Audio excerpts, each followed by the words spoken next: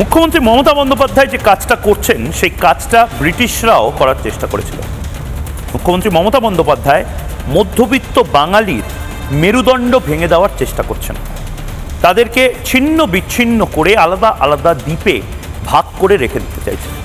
কারণ মুখ্যমন্ত্রী মমতা বন্দ্যোপাধ্যায় জানেন তার সরকার টলমল করবে যদি মধ্যবিত্তরা এক কাট্টা হয়, তার সরকার টলমল করবে যদি মধ্যবিত্তরা আবার রাস্তায় নামে এবং ভোট বাক্সে মমতা বন্দ্যোপাধ্যায়ের বিরুদ্ধে ভোটটা দেয়।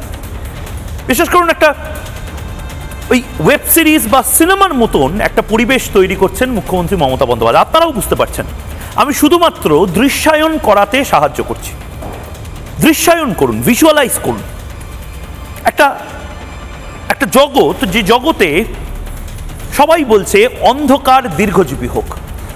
একটা জগৎ, একটা অন্ধকূপ, সে অন্ধকূপে সবাই আসলে পেছনের দিকে এগিয়ে যেতে চাইছে। ওই যে মুখ্যমন্ত্রী স্পেন না লন্ডনে গিয়ে পেছনের দিকে এগিয়ে যাচ্ছিলেন না, ঠিক সেরকম আমাদের রাজ্য, অন্য সমস্ত রাজ্য সামনের দিকে এগিয়ে যাচ্ছে, আমরা পেছনের দিকে এগিয়ে যাচ্ছি।